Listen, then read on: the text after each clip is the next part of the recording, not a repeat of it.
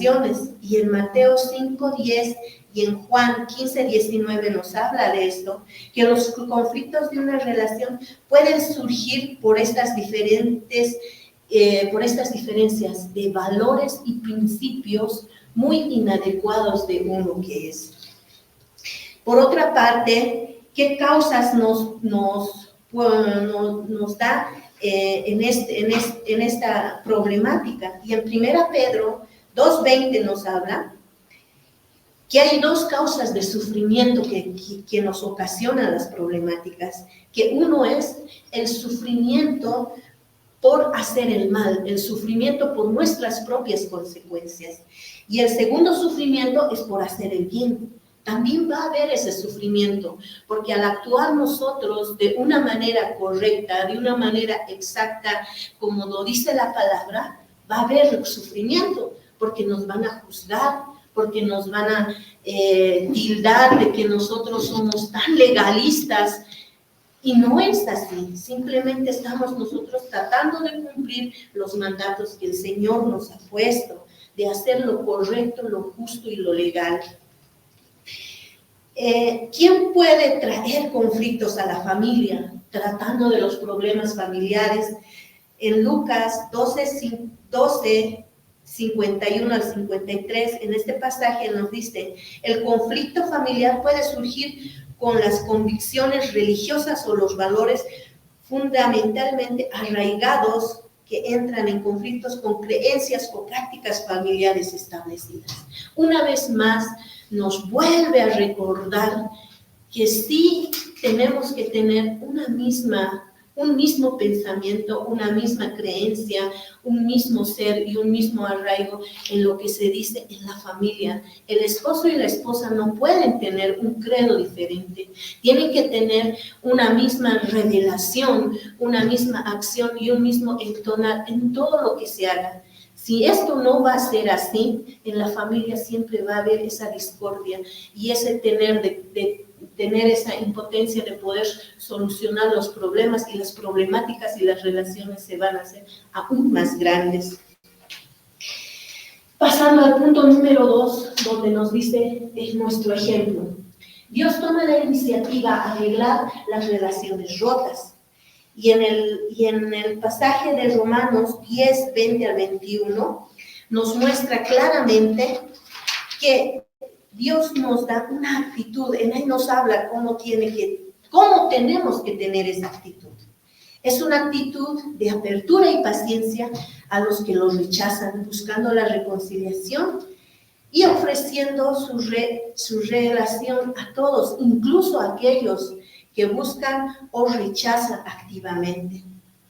En este pasaje nos habla bien claramente que aunque nos hagan daño, aunque nosotros rechacemos, Dios nunca ha hecho eso. Él siempre ha tratado de amar, de unir, ha tenido esa paciencia y esa misericordia, y nosotros tenemos que reflejar esa acción siempre, en todo momento. ¿Qué hizo Dios cuando éramos sus enemigos? Cuando el ser humano era enemigo del Señor, el Señor no ha tenido el tupé a veces de que las personas hacemos, condenamos, juzgamos, criticamos y decimos, hasta aquí se terminó. Al contrario, nos dice en Romanos 5:10 y en Colosenses 10, del 20 al 22, Él tomó iniciativa de reconciliación con Él. ¿Y cómo fue esa iniciativa? Fue con la muerte de su Hijo. Esa iniciativa fue tan grande que nosotros tenemos que practicarla, que nosotros tenemos que mostrarla hacia el mundo, que podemos hacer tal sacrificio para tener esa reconciliación, no solo con el esposo, con la esposa, con los hijos y con todos los hermanos, con toda la familia, con cristianos y no cristianos. Tenemos que buscar esa reconciliación, así como Dios lo hizo con nosotros, ofreciendo a su Hijo para librarnos del pecado. En esta reconciliación, al hacer esto, el Señor ha unido a la humanidad entre creyentes y no creyentes. Ha buscado esa reconciliación y ha buscado esa entrega. ¿Qué hizo Dios para promover la paz y la reconciliación? En Efesios 2, 13 al 16 nos dice que Jesús, al morir en la cruz, derribó la barrera de la enemistad que existía entre judíos y gentiles, creando una nueva humanidad unida a Él. Al hacerlo esto, ha establecido la paz. Una vez más nos habla que nosotros tenemos que tener esa iniciativa, que nosotros tenemos que hacer y dar el primer paso en buscar la reconciliación. En cualquier tipo de problemática, nosotros somos los iniciadores en hacerlo. Aunque dicen, no, el que reconoce el error, por eso es que ha reconocido el error, porque él tenía la culpa. Pero Dios no tenía la culpa del pecado del mundo. Ha sido nuestro libre albedrío de escoger lo malo por lo bueno. Pero ¿qué ha hecho Él? Ha mandado a su Hijo, ¿para qué? Para que judíos y gentiles sean reconciliados con Él. Ha dado a su Hijo para poder salvarnos del pecado del mundo. ¿Cómo debe afectar esta relación con Dios a nuestras relaciones con otros? En 2 Corintios 3, 18, 20 nos dice que esta reconciliación debe influir profundamente en nuestras relaciones con los demás de las siguientes maneras. Uno, que es promoviendo siempre la reconciliación, reflejar la naturaleza de Cristo, ser embajadores de todo lo que Él nos ha enseñado. Al vivir de acuerdo con estos principios, nuestras relaciones pueden ser más armoniosas y va a reflejar siempre el amor y la reconciliación y esa entrega del Señor que nos ha hecho. En el número 3 tenemos la prioridad de amar al prójimo. Y esta parte es algo bien importante para poder sanar las relaciones, las problemáticas con nuestros parientes. ¿Quién es nuestro prójimo? A veces seguimos preguntándonos. Y en Lucas 10, 29 a 37 nos dice, en el contexto que Jesús nos enseña, dice que nuestro prójimo es todo aquel que nos necesita. Es todo aquel que requiere ayuda, aquel que requiere compasión, aquel que requiere amor, aquel que requiere cuidados. Eso es lo que nos muestra en este verso. Y una referencia más amplia que nos da en la parábola del buen samaritano, en Lucas 25, 27, donde nos muestra quién es nuestro prójimo. Nuestro prójimo no siempre va a ser alguien que nos caiga bien, alguien que realmente me cae bien y tengo una conexión y entonces esta persona está pasando algo malo y yo por eso voy y lo ayudo. No, mi prójimo es inclusive aquella persona que me ha hecho daño en lo más profundo. Mi prójimo es aquel pecador que tiene que ser sanado, aquella persona rota que no está en el camino. Ese es mi prójimo. Muchas veces buscamos a nuestro prójimo en la persona que está dentro de la iglesia, que viene a congregarse, que está orando. Ese es mi prójimo. Cuando a esa persona le pasa algo, todos van porque es miembro de la iglesia. Pero cuando a un prójimo que ni siquiera sabemos su nombre y que está dentro de la iglesia, pero no es tan frecuente, le pasa algo, no siempre respondemos. Pero tendría que ser a esa persona que respondamos porque también es nuestro prójimo. Y eso es lo que nos muestra en Lucas, en el libro de Lucas, en los pasajes 25 al 37. ¿Cómo podemos amar a nuestro prójimo? En Romanos 13, 8 al 10 nos dice, nos instruye a amar al prójimo de la siguiente manera. Amor como cumplimiento de la ley. No hacer daño, cumpliendo los mandamientos, actuando con bondad y respeto. Debemos actuar de la mejor manera, promoviendo siempre el bien, en el mutuo respeto con nuestros hermanos, con nuestra familia, como les dije, con los creyentes y no creyentes. Vivimos en un mundo natural que muchas veces nos encerramos en los que solo somos cristianos. Y hay veces decimos, no, él es pecador y me puede contaminar y yo me alejo. Pero cuando Jesús, cuando vino aquí, hizo todo lo contrario. Caminó más con los pecadores que con los justos. Estuvo más con ellos, con los que le necesitaban, que con los que ya sabían y tenían conocimiento de las enseñanzas. Y nosotros tenemos que practicar ese amor al prójimo. No podemos rehuir a las necesidades de nuestro entorno natural. En el punto número 4, el perdón nos libra. Siguiendo el ejemplo de Lucas, en el pasaje 23-24, este acto de perdón, a pesar del sufrimiento y la injusticia que estaba viviendo, es un poderoso ejemplo de cómo el perdón nos puede liberar. El perdonar es algo bien importante, es algo que muchas veces es difícil de pedir perdón, difícil de decir perdóname. Por más que uno no tenga la culpa, la iniciativa primordial, aunque uno no tenga la culpa, tiene que iniciar pidiendo perdón. El perdón es algo tan importante porque si uno no sabe perdonar, esto se le va a hacer como un ancla en la vida, que no va a poder avanzar más allá de lo que tiene que hacer. Si nosotros no perdonamos, y hay en esto, ¿no?, una condición del perdón que también nos refleja, que nos dice que si nosotros no perdonamos, el Señor tampoco nos va a perdonar. Entonces nosotros tenemos que aprender a perdonar de una manera eficaz y eficiente. Y el perdón conlleva un proceso. El perdón no es yo te pido perdón porque me lo he llevado este cuaderno. No, el perdón es recíproco. Tengo que restablecer. Si yo he alzado un cuaderno y me lo he llevado y le digo a mi compañera, yo me lo he llevado este cuaderno, perdóname, y no devuelvo el cuaderno, mi perdón no está siendo eficiente. Yo tengo que mostrar esa relación tengo que restaurar.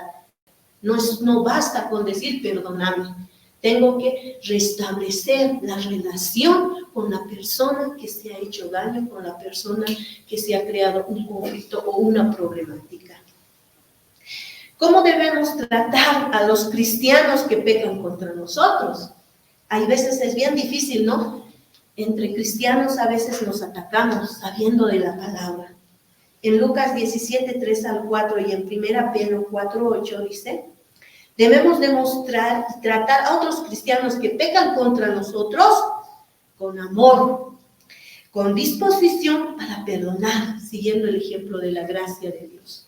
Por más que nuestros hermanos, nuestros mismos creyentes, con nuestra misma fe, nos agredan, nosotros lo que tenemos que hacer es perdonar con ese amor incondicional que el Señor ha mostrado.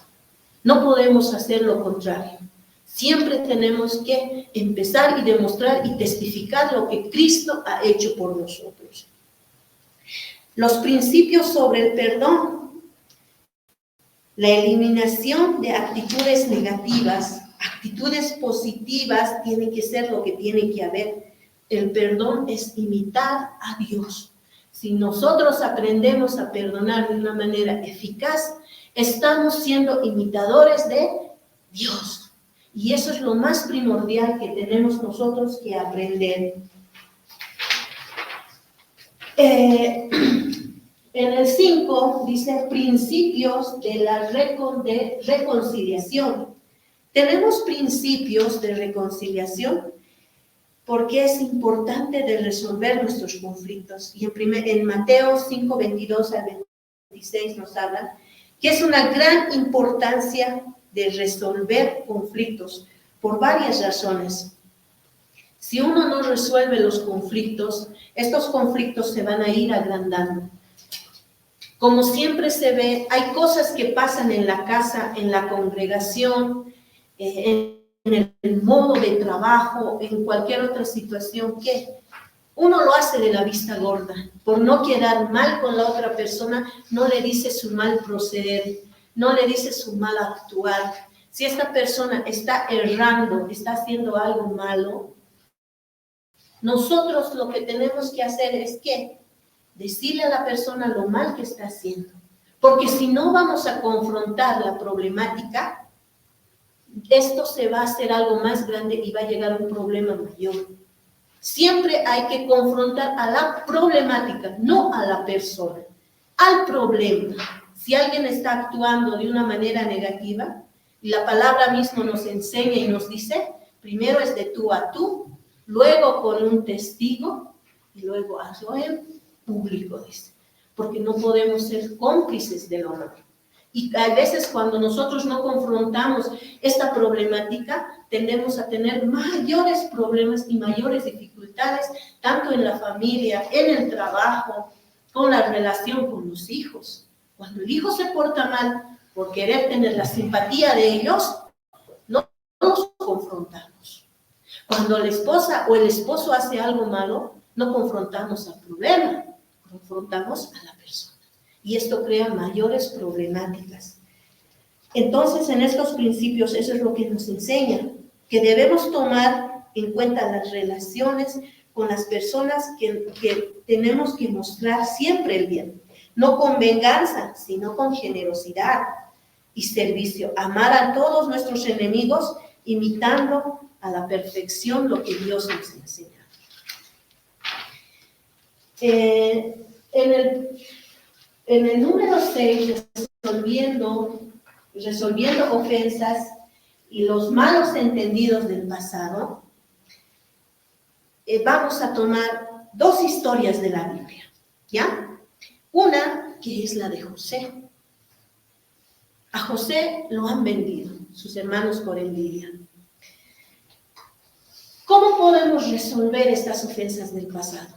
José ha tenido un proceso, ha pasado toda la historia, ha estado en la cárcel, ha sufrido, ha sido muchas cosas que ha habido en su vida. Pero en un momento José, el Señor lo levanta y José tiene el poder y llega a su familia, llega a su parentela.